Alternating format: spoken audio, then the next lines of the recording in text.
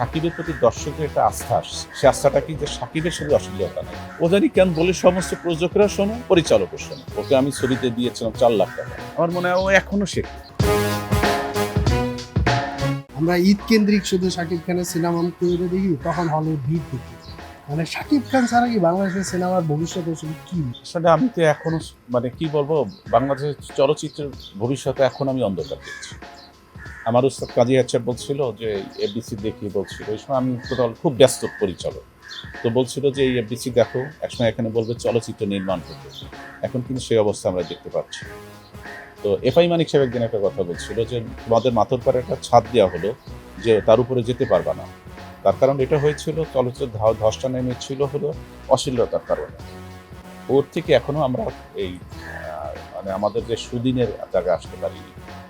একটি কারণ যে মা বোনদের যে ঘরে ঢুকিয়ে দিলাম, এখন হয়েছে কি সাকিবের প্রতি দর্শকের একটা আস্থা আসছে। সে আস্থাটা কি যে সাকিবের শুধু অশ্লীলতা নাই, সাকিবের ছবিটা খুব অ্যারেঞ্জমেন্ট একটা ছবি থাকে, একটা পরিপূর্ণ চলচ্চিত্র হয় সাকিবকে দিয়ে। সাকিব মনে করেন যে মানে ভালো কোনো লোকেশন ছাড়া সে শুটিং করতে চাবে না। আর ইদানিং মিডিয়ার অনেক ছেলেরা সাকিব দিয়ে ছবি করতেছে, মিডিয়ার ছেলেরা সাকিবের কথা অনেক শোনে।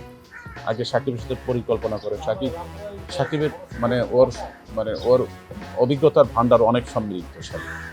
সে ওর এত অভিজ্ঞতা, ও যে কোনো জায়গায় যে কোনো কথা বললে যে কোনো লোক শোনে। যেমন আমার একটা ছবিতে সাকিব বলছেন যে ভাই এটা মালয়েশিয়া থাইল্যান্ডে করি, আমার প্রযোজককে আমি বললাম যে 2 দেশে আমার প্রযোজক কি মানবে, আমি একটু কথা বলি। বলে প্রযোজক বললেন ভাই আমরা এই 2 দেশে করি, তো করেন। ও জানি কেন বলে সমস্ত প্রযোজকরা শোনে, পরিচালকও শোনে। তো ও যেটা করে সেটা ওর ছবির জন্য করে। আপনি শুনলে অবাক হবেন, আমি মস্কোতে গেলাম ছবি শুটিংয়ে, রাশিয়াতে। তো ড্রেস কিন্তু প্রায় 3 লক্ষ টাকা। ওকে আমি ছবিতে দিয়েছিলাম 4 লাখ টাকা। 3 লক্ষ টাকার ড্রেস কিনলো, 3 লক্ষ টাকার ড্রেস এসে ইউজ করলো আমার ছবি।